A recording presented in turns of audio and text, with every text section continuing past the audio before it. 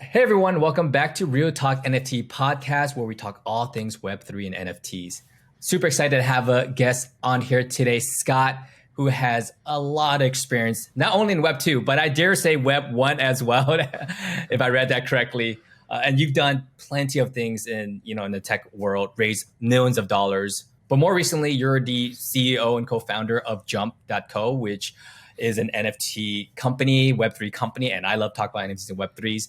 But before we dive into that, why don't you give our listeners here just a brief intro and bio about yourself? Yeah, so I've been in tech for 20 plus years. Sorry about that. Technical glitches. Not my home office.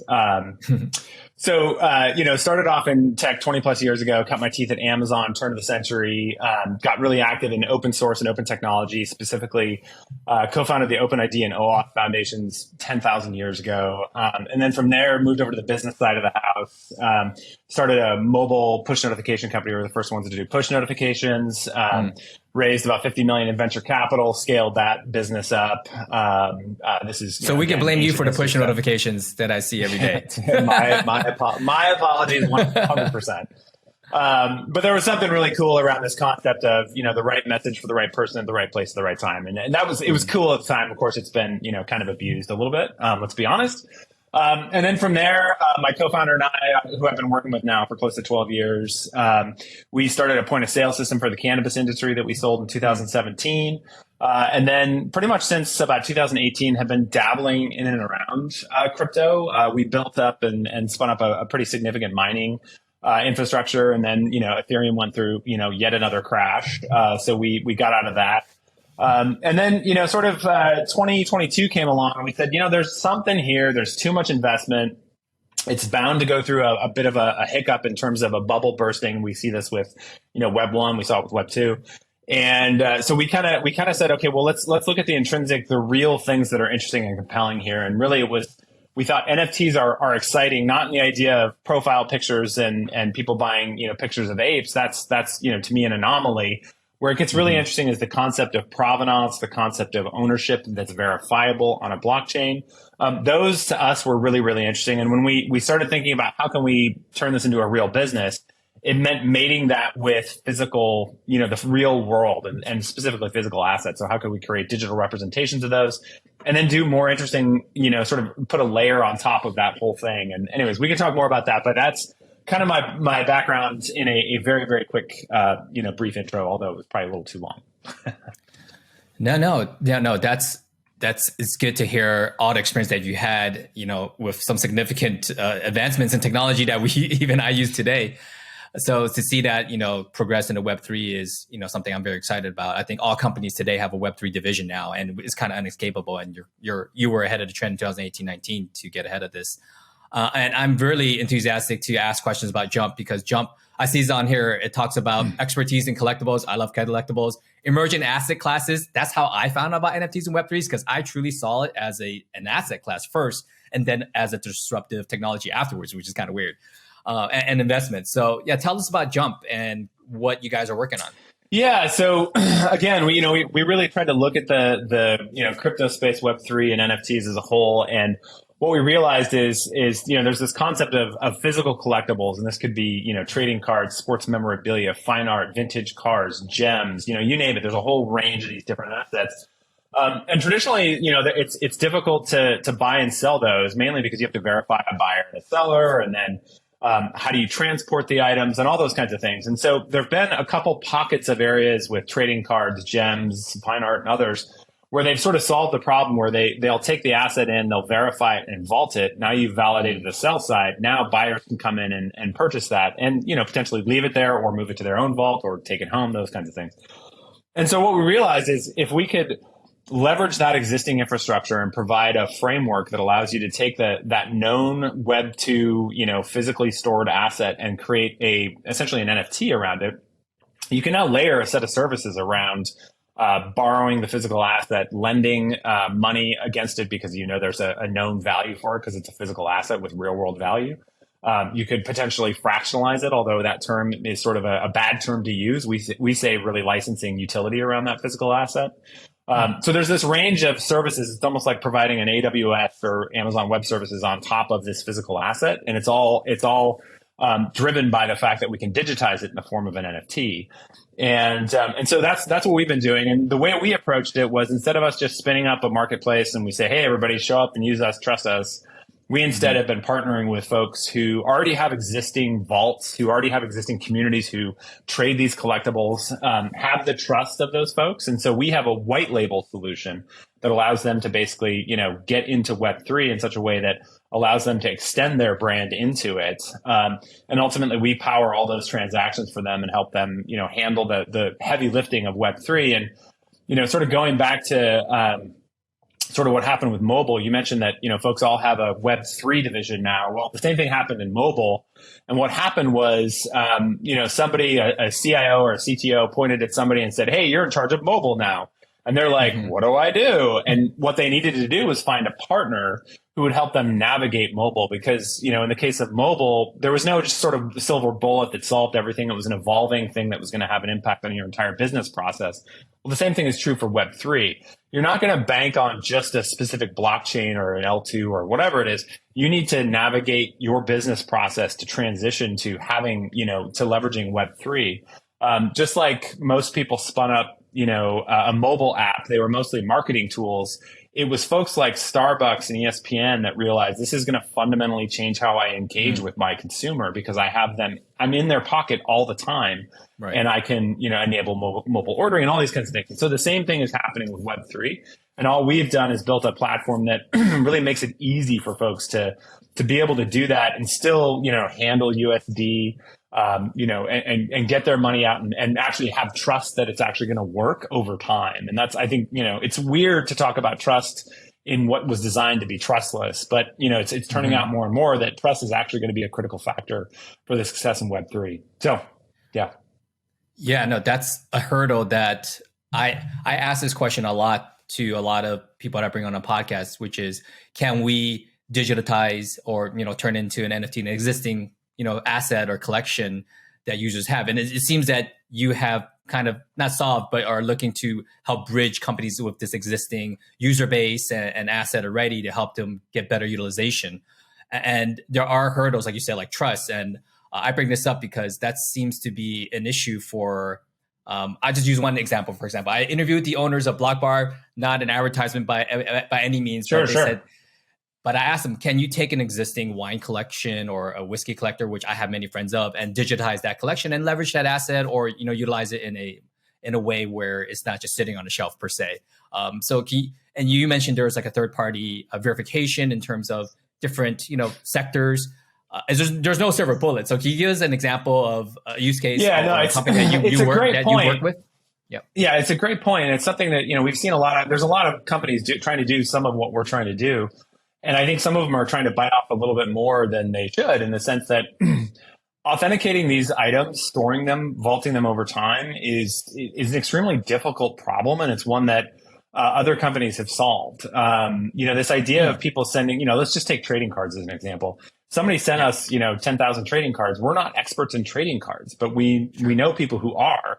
And then more importantly, we're not experts in trading card. We wouldn't be able to validate the third-party authentications for them. We wouldn't, know the best way to store them. So why not leverage folks who understand that and help them, again, effectively bridge that. Same thing is true for fine art, for gems, for, a variety of different spaces. And again, each one of those has their own sort of, unique issues in dealing with those pieces. And ultimately where we end up is we're going to end up powering all these, marketplaces for these folks. They're going to have interesting, compelling businesses. They'll be, instead of being disintermediated completely, they'll actually get to ride the wave themselves. And the way that our solution works is we actually can roll up their inventory into jump.co. And by doing that, you essentially would be able to come to jump.co and say, hey, I would love to be able to participate in this ecosystem. And I have $10,000. I want to put a little bit into Tom Brady. I want to have some fine art, and I want to do, something, a piece of a vintage car. Awesome. You can do that. And now your portfolio, you can see it. And there's a means to get liquidity. But more importantly, there's a pathway for you to understand that, yes, this is actually all verifiable. It's real. It's trusted. And then when you think sort of 5-10 years down the road, when you have maybe a family office that has, 10 or $15 million they need to put to work. They can pick across a range of 25 different assets. They pick their favorite assets. They make an investment across those, and it's basically solved for them, and they can get liquidity when they want, or they can hold, or they can do all the different things they want to do. But again, it all comes down to that fundamental component of trust and being able to link an NFT, a digital component, to a physically verified asset. That is just so critical. And for us, I don't think the crypto purists will be super psyched about a lot of what we do, because we maintain a custodial wallet for most of our users because they just don't have the hassle or care or know or want to do it. We require KYC for everything that we do. We have to. These are real world assets. This is generational wealth. These are folks who just, don't care about the ups and downs of technology and the new widget that's out today. They care about, these valuables that they've had for a long time. And so that's kind of the way we've tried to approach it, to really be sort of the shepherds of this as we help, go through this. And we're learning too as we go, because, this landscape is continuously evolving. And, Lord knows the last year has been a trial in commitment, as it were. I think, I don't know about you, but my Thanksgiving holiday weekend was probably the most painful one in my entire tech career, because I've made some bets before and they've panned out. But I've never had folks look at me go, "Wow, are you okay? Like, is everything okay? Are you broke?" And it's like, no. FTX was an anomaly. That's a scammer. People are still validating blocks on the blockchain, and this thing is moving forward. That wasn't a fundamental problem with crypto. So, anyways, Yeah, it was definitely an interesting holiday for me. Had a couple of those questions as well. And I had a question for you, and excuse me if there's not the right comparison, but I've made some purchases through Rally Road. I'm not sure if you're familiar with them. It's sure, like your invested product. And they're kind of the opposite. They're taking assets that maybe family offices would purchase, some NFTs. They're not fractional. They're fractionalizing them in a different way, where they're commercializing them with an LLC and selling shares against that, or common stock or whatever. Yeah. How is Jump different, or I'm sure there's better efficiencies with turning it into an NFT versus turning it into an LLC. What can you talk me through? Yeah, the differences and the benefits of that. Yeah, the way that Rally Road does it is the reason they do the LLC and they create shares in that. I believe they're registering them with the SEC.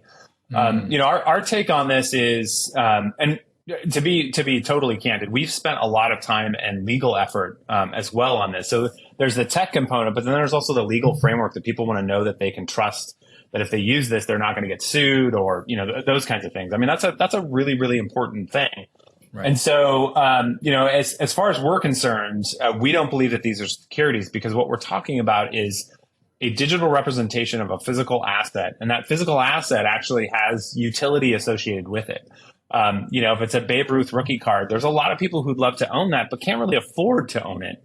But they'd love to have, a piece of it and be able to participate in a community around that, and the things that come along with that. In other words, maybe there's events that are associated with that, or that community wants to go in and buy or purchase something together.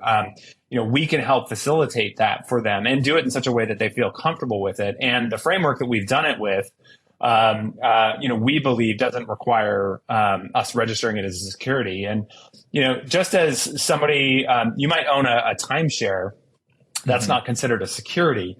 And I think one of the big reasons around that is because there's essentially consumptive utility. I may buy a timeshare and then sell it later for a profit, but I've been able to enjoy that timeshare. And that's something that is true of collectibles as well. And there is, I don't know if you've spent time with trading card people, but they're really passionate about trading cards. And in the name of them, it's about trading. And I think, so much of this, the community around these, whether it's fine art and others, has been so unapproachable for the layperson, because, you had to pay to play. And in this case, what we're doing is saying, yeah, you can pay, but you can pay a smaller piece and get to enjoy some of the benefits of this fine art, these trading cards, sports memorabilia, you name it.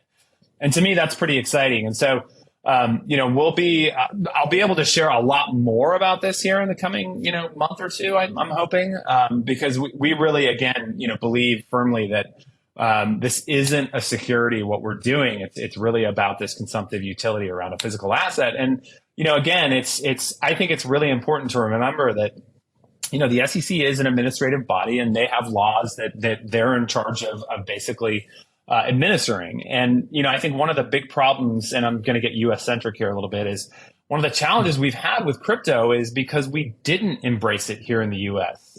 It was always so arm's length. And there's so much misunderstanding of it. And because of that, it's been pushed offshore, and bad actors are doing really, really bad things. And guess what? US consumers are getting caught up in that. And had we brought this in and brought it closer to the vest, I think we'd be in a much better spot, both for the industry, but also for consumers as a whole. And so that's what we're pushing forward. And I know that's a long, 5 or 10 year, probably a 10 year challenge to sort of change some of these laws. But that's definitely on our radar, because we have to do it. It's inevitable. This is the cat is out of the bag, and it's inevitable that we're going to be seeing more and more of this Web3 piece. How do we, maximize it and make it, the best experience for consumers and for the industry as a whole? So definitely went on a rant there. Sorry, Joe. No, not a problem. Yeah, we're definitely in the midst of the storm of, development with everything that's happened with FTX, and most recently Genesis and even Gemini. So definitely need some framework, like you said, to help guide us and bring things closer here. Yeah. And, I'm glad you bring up Gemini. I'm sorry to kind of cut you off there. I think, look, if you're doing wash trades or you're doing exchange wash trades, that's disingenuous, right? You're moving money around to make it look like you have more money, or to inflate the value. Yeah, that's wrong. You shouldn't be doing that. But, I think the Gemini folks, had it in their minds that if they could actually offer this earn product, it's very much like earning interest on a savings account. At least that was the idea, and I think that's how they went into it. Unfortunately, they're getting caught up in the Genesis, who just today I think filed for bankruptcy, who got caught up in FTX, who got caught up in 3 Arrows, who got caught up in Luna, and this whole decentralized mess is getting knocked down by a couple of bad actors, and so I find that to be kind of fascinating. But again, you're right. I mean, we're in a weird place here, and my concern is that the SEC is going to kind of over regulate this. I mean, if it were up to the SEC, if it was the late 90s and the SEC was in charge of the internet, we'd all still be sending faxes right now, and that's not okay. We can't. We need to let this thing. We need to see this innovation. We need to see that continue. Otherwise, it's going to go somewhere else. And guess what? It's not going to be in the U.S. And that is extremely, extremely bad, in my opinion, again, from a U.S.-centric point of view. So, yeah, definitely some lessons learned here, a little bit with leverage, which brings me to my next question. As, a collector of sorts myself, and I have friends who are big collectors of, trading cards, like you mentioned, big boxes of it, and shoes through StockX. I have friends with just a whole entire room of shoes that they barely even open the door, but it's worth $100,000 behind that door. And then I have a friend who has a whiskey bar that's completely full, so he has to put it in his closet where his clothes are, because it's just overwhelming. But these are all assets, I would say. And how would the average person leverage this with Jump, or would they have to go through the intermediary, like you said, to verify this? And how's that process? I know that's built out for a lot of things, but for a lot of lay people like myself, we want to utilize this technology and bring it back to over leveraging. Like, we want to leverage it, but we don't want to get in trouble. How do we kind of walk for sure. I mean, there's we're still super early days in this, and if you think about sort of the original .com crash in 2001, the big companies of those days were Alta Vista, Yahoo, AOL. None of those, really even exist in such ridiculous forms. It was after the crash that the, YouTube's, Google's, Google arguably made it through the crash, but YouTube, Google, Instagram, Facebook, all those folks happened after the crash.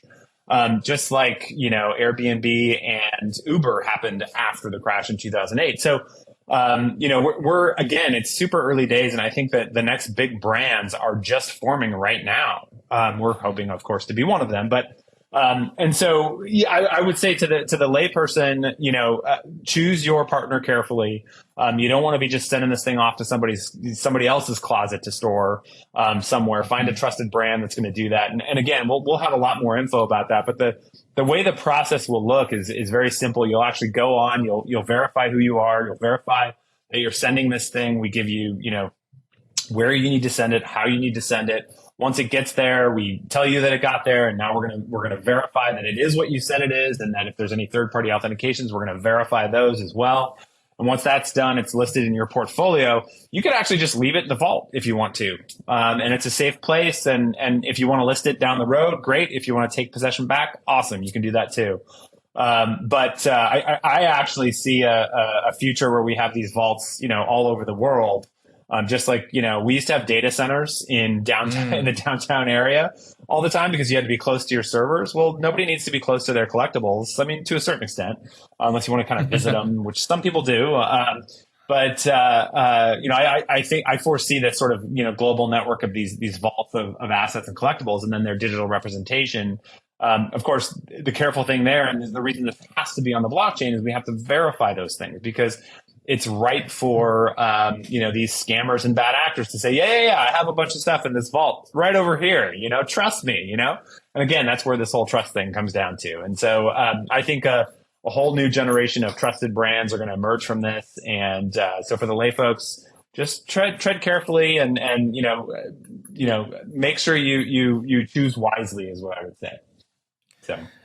It sounds amazing and ideal because there's so much, I wouldn't say junk, that I have and my cohorts have, but it would just free up so much space. Put it in a vault and have it be leveraged in a way where it's profitable for myself. That just sounds like amazing. I'm thinking of Amazon. I don't know why I'm thinking of Amazon warehouses as I'm envisioning this, where they store everything, and then if someone wants it, maybe not fractionally the whole thing, it could just be transacted really easily online. I haven't heard of that. That sounds pretty cool. That would be amazing. And there's another component to this that I think is really important. There's a lot of artwork and interesting collectibles that are locked away in vaults or closets or private collections that don't see the light of day. Mm-hmm. And that to me is really unfortunate. And the reality is most of the owners of these assets aren't incented to want to bring them out, right? They own them. Why do they want to share it, right? What's the point? And so one of the mechanisms that we're pretty excited about, we'll be announcing here later this year, is this idea that you could take an asset, that maybe is a fine piece of artwork, and you could offer up, some percentage of it for people to be able to not necessarily own it, but they get access to utility around it. And anytime that the people trade those access to that utility, they essentially will be generating a transaction, which then gives a kickback to the title holder. The idea here is that if you bring and show it to the light of day to share with a community, you should get some kickback for that and earn some sort of, essentially a residual on it for bringing it to the light of day, as it were. And I have to use a bunch of different language around this because of the securities laws around this stuff. I can't say fractionalization or own part of it, and that's fair. Because I do think that with this digital representation and how NFTs work and the fact that they can provide utility, and coupling that with physical assets, I mean, this is a brand, this is a new world order we're talking about, and I think that's why the vocabulary gets really, really tough. So, yeah. Yeah, tough, but this seems like this new generation is really gravitating towards and teaching myself. I consider myself an older generation. To catch up in financial lingo that I otherwise would have never learned. I would have never known about automatic market makers prior to NFTs, funny enough. I knew they existed in crypto, but I really learned more about it within NFT space than I ever did in the crypto space. And I mean, that's something that's pretty mind-blowing to me. I was at ETH Denver last year, and we were just getting Jump going.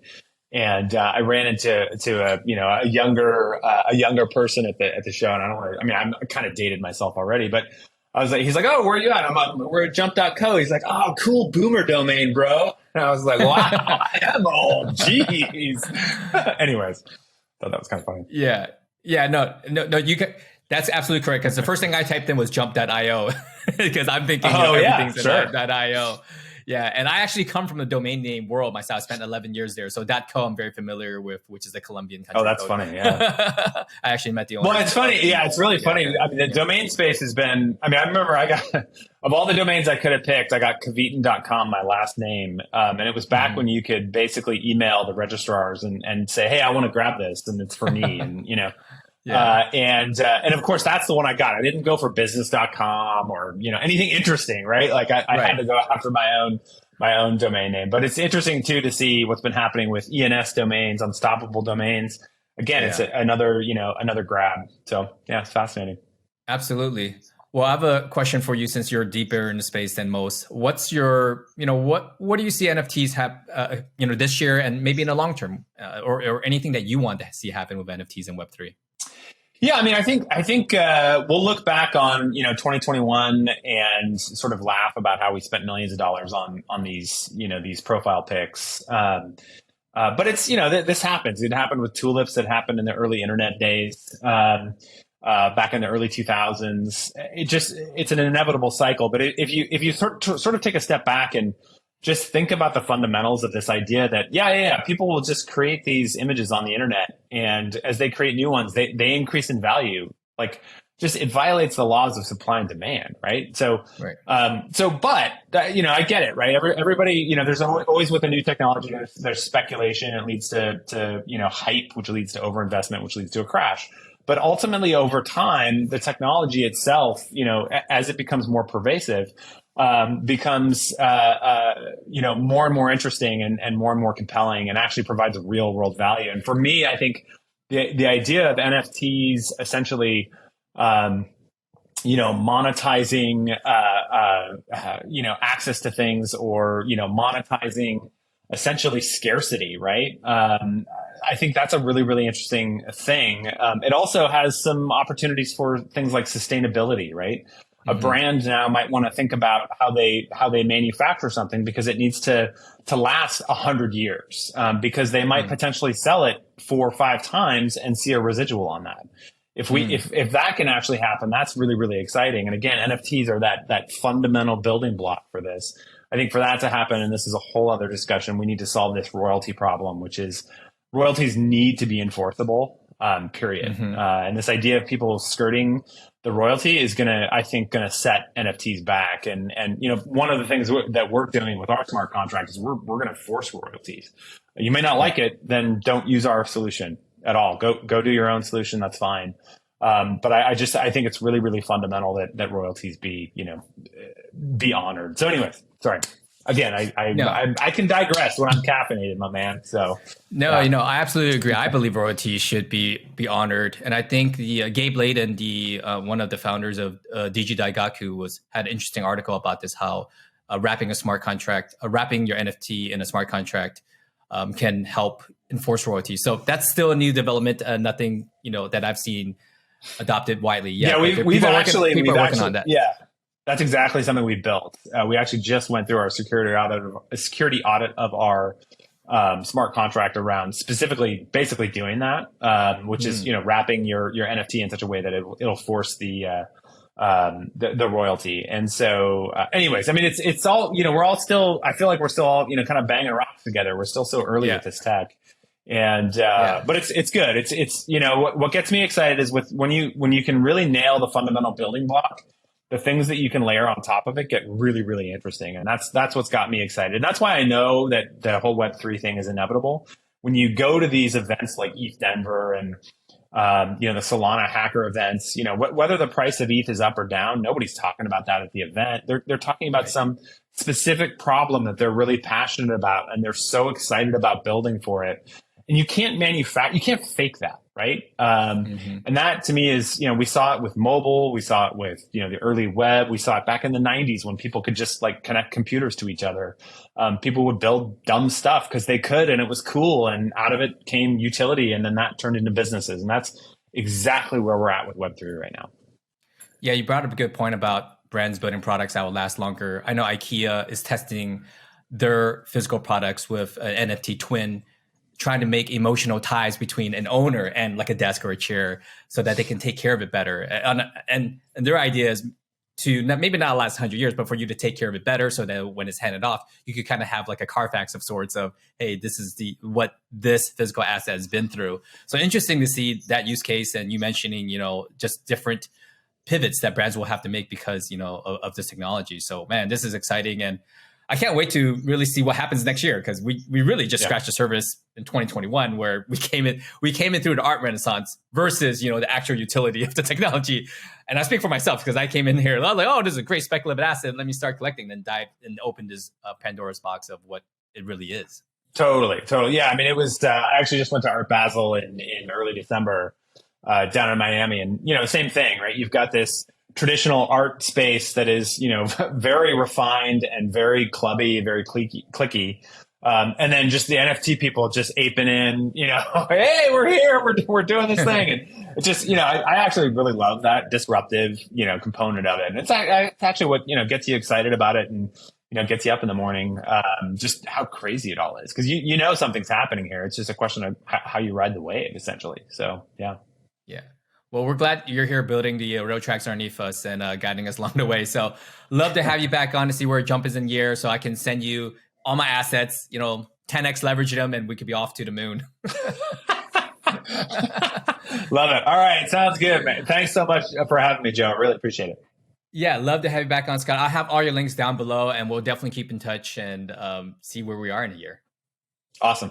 Thank you.